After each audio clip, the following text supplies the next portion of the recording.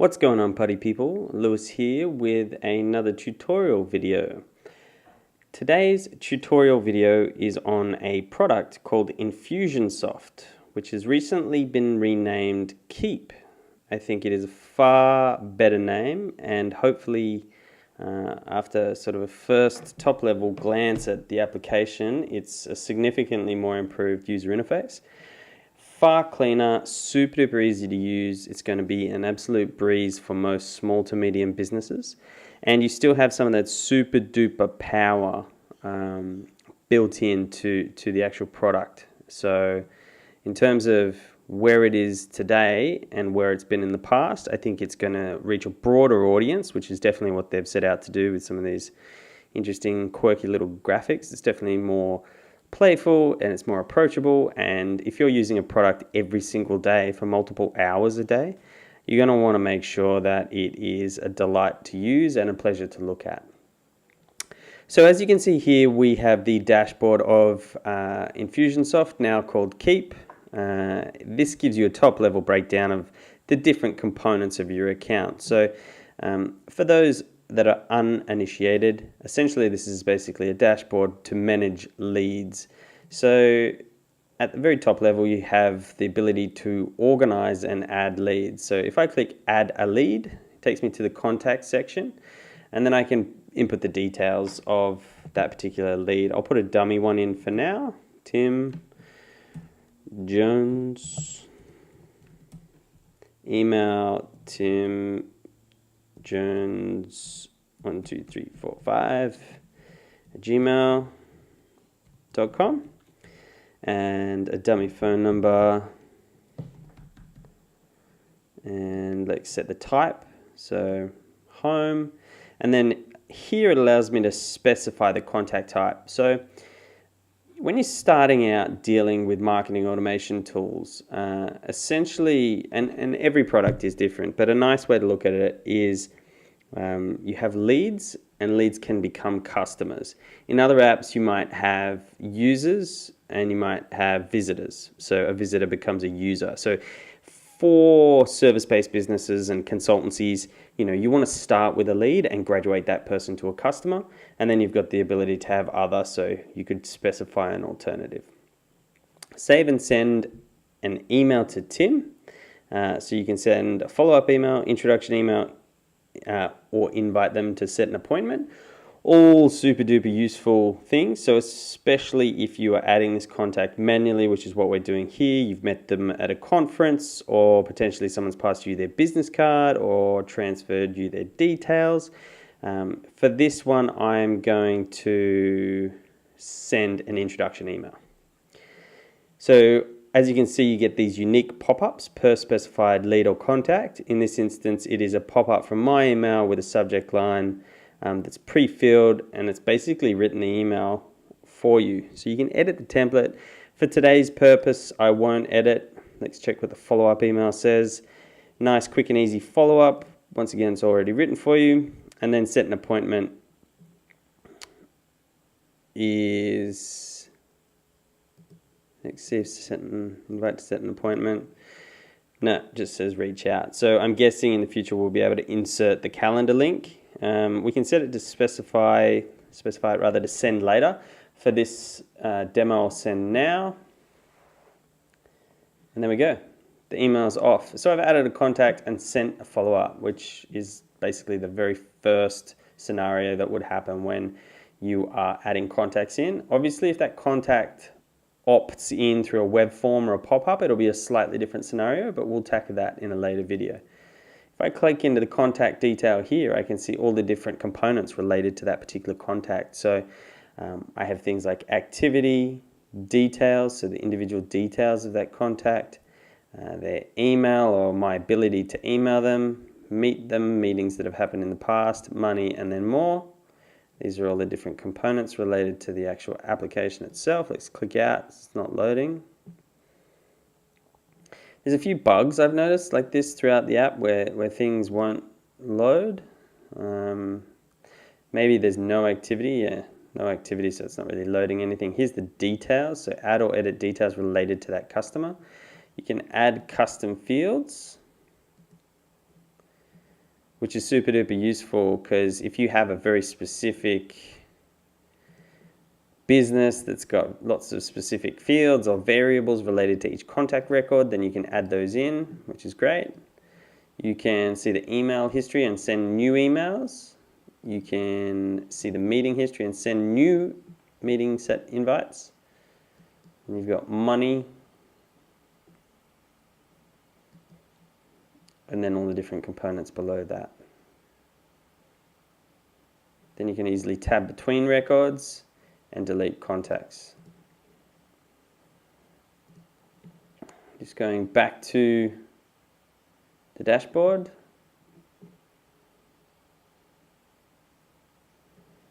And let's just jump into get a quote. So I've just added contact. Now I'm going to send that contact a quote. You've got the ability to upload your logo, add an address. We've specified who it's to. And then when they stop loading, then you can upload a contact.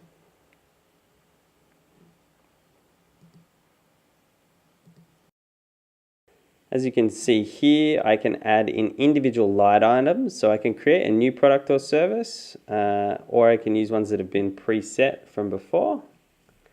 So selecting a preset line item.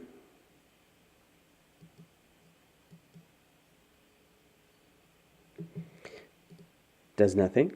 Then I can preview quote, convert to an invoice if they've accepted, copy link to quote so that I can email it to them. I can print it out if they're old school and like a printed version.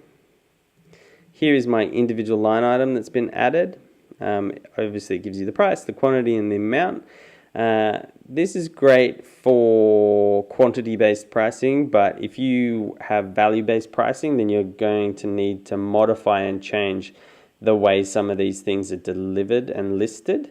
So if I was to go create new product or service, consulting, unit price 7 grand, quantity 1.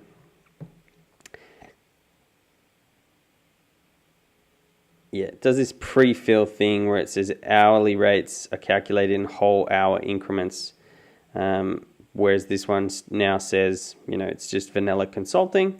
So let's remove those, delete. That'd be good for like an initial consult that you were paying for. So if I click delete here, then it gives me my round figure. I can add notes and terms and conditions to it. See another video for those two things. And then if I hit next, here is a pre-filled quote sequence where I can email the quote to the person, save and send, and then that puts me in a sequence as well where they can basically be followed up and reminded that there's a quote waiting for them to be accepted. If I go over here, then I can see the invoices tab, which has all my listed invoices and the amount that is due. You can also connect a bank account. So you've got quotes and invoices in a quick tab there. Going back to the dashboard one more time. Stay connected, so you can do these broadcasts. So from first sort of thoughts and opinions, the dashboard at present is not currently sort of, I mean, it's sequenced from a top level point of view. You get an organizer lead, you get a job out of them, you get paid for the job, and then you stay connected beyond that. So that's a logical sequence. I'm yet to know whether you can edit that flow. Then obviously you've got your tasks, so your daily task, check in with Sam, some quick notes, and I can assign it to myself, or I can assign it to the actual contact. So associated contact, yes, so it is to contact that individual, so that record that's been saved there. Then you've got the appointments tab, so you can send an invite to people to get them to join you. So if they open this in a new tab, what they get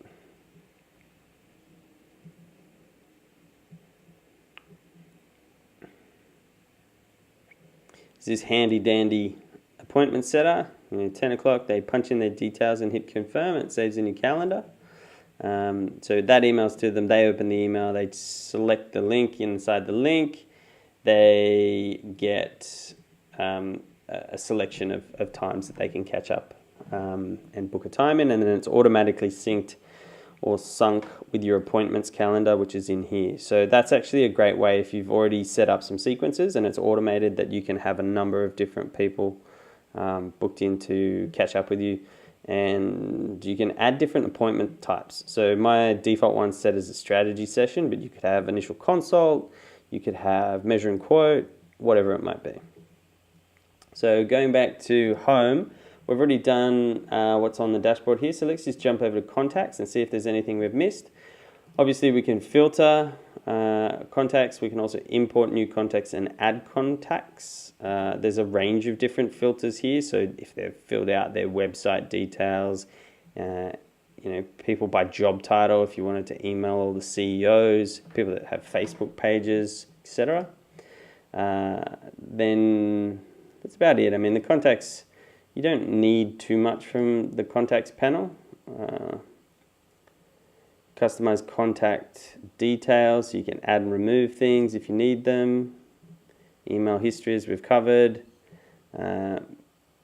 Previous meetings and upcoming meetings. Money, so things related to money.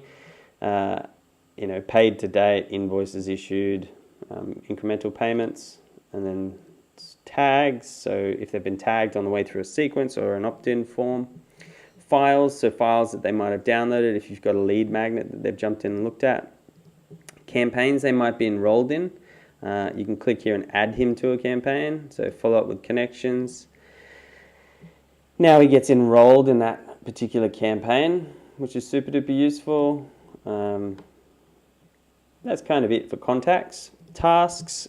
Tasks is a top level task app. You can click into an individual task. You get a streamlined and easy to read task associated with contact, due date, what the task is. You can add tasks and show completed tasks. Appointments we've already covered and is fairly straightforward. You can drill down by events. You can't add new ones by clicking and dragging. You can jump through days to see what's ahead in your calendar. Now pipeline. Pipeline is, as it sounds, swimming lanes breakdown of different deal stages. This would be great, or is great rather, for those larger consulting deals and freelance jobs that you might have on. I mean, everyone's got their own preference when it comes to sales pipelines. You might have used HubSpot or Salesforce in the past. From my point of view, the simpler the better. They don't need to be too over-engineered. It's just basically a snapshot of where a deal is at any one point in time. So let's go ahead and add a deal name. So let's click into that deal, and what you'll see is that it's a new deal and then the stage of the deal. If we change it to qualifying, it'll jump between lanes. Then we can add notes and emails related to that deal. We can also assign it to team members, assign it to a contact. So in this case, let's add it to myself. So now we've got a contact and a team member responsible for the contact. The close date, it's going to close at the end of the week. And then we can send emails to that particular deal. So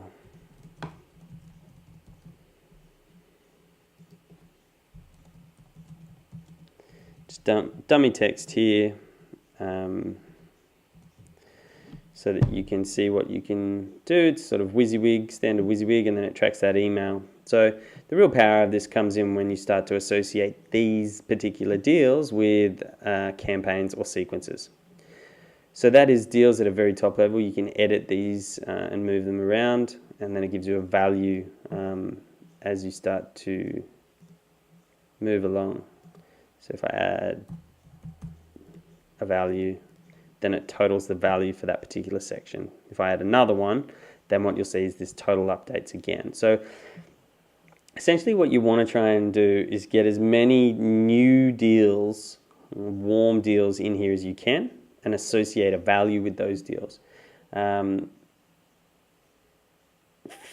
Depending on how you tackle it and the types of products you sell, the lower the deal here, the more accurate it'll be at the end. So you sort of qualify them up as you go. So qualifying a deal, so say your product or service is $1,200 and you qualify them and it's actually a custom quote a little bit closer to $2,400 with the bits and bobs they might need to add to their particular quote.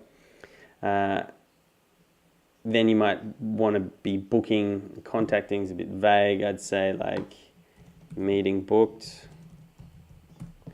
And then negotiating. So obviously when it hits a negotiation stage, it's obviously going to be at a much higher rate. And then what you'll often see is lost.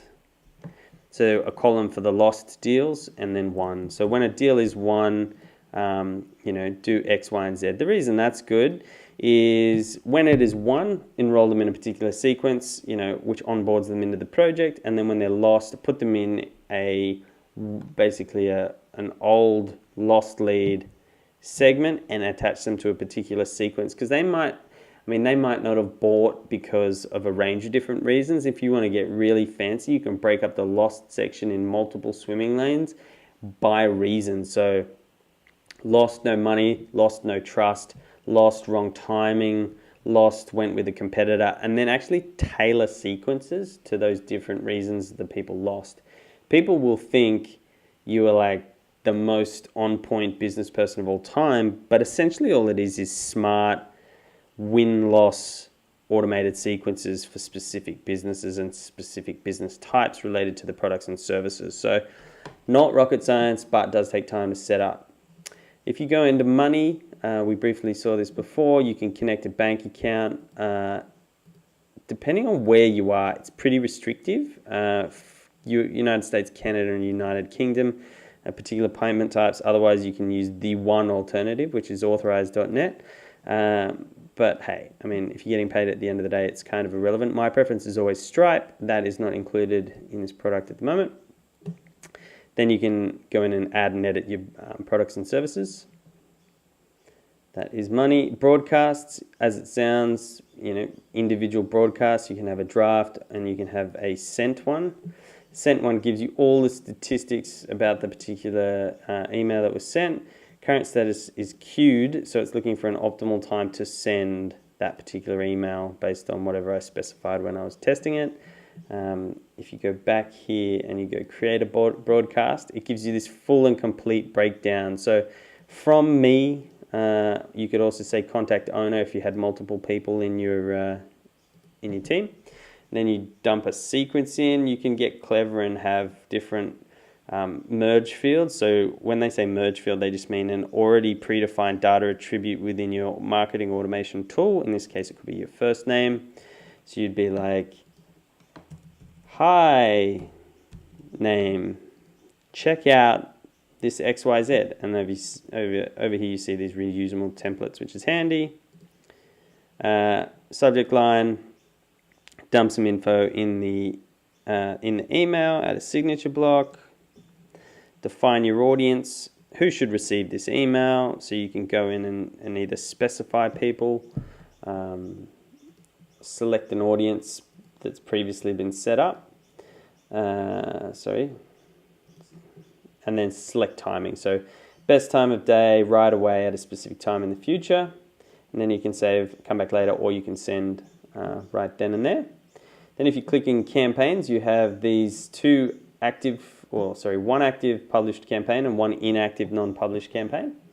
And then if you go over here, you'll see explore campaigns, which are pre-made campaigns. They're all set up and ready for you to go, which is great. So if I choose one of those preset campaigns, I can go campaign summary, invite contacts to set an appointment.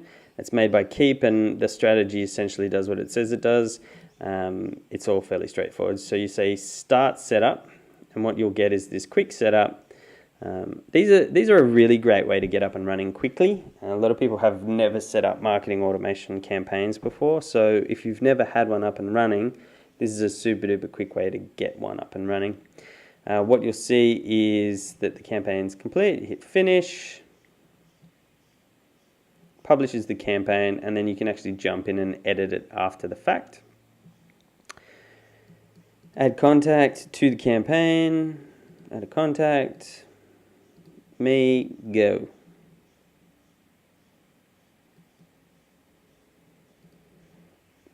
And then if you want to edit a workflow, you can jump in and edit.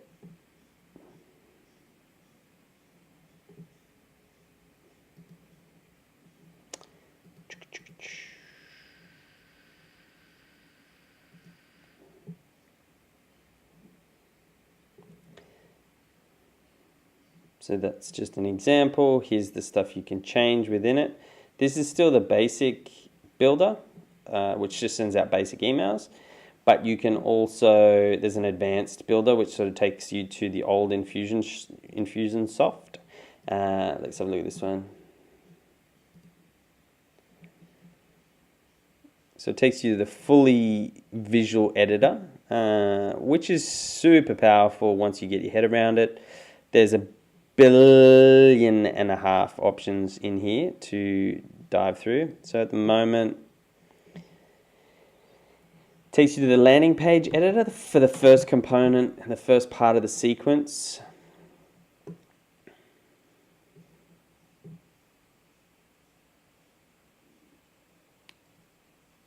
It's not loving me today, is it? So it takes you to the landing page builder, and then from the landing page builder, you can go to the email builder. You can add the downloadable assets and set triggers. Once they've finished a sequence, then you can basically put them in a new campaign. Change it to a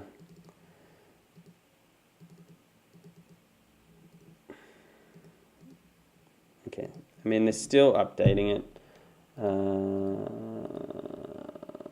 from Infusionsoft to Keap, so expect some quirks.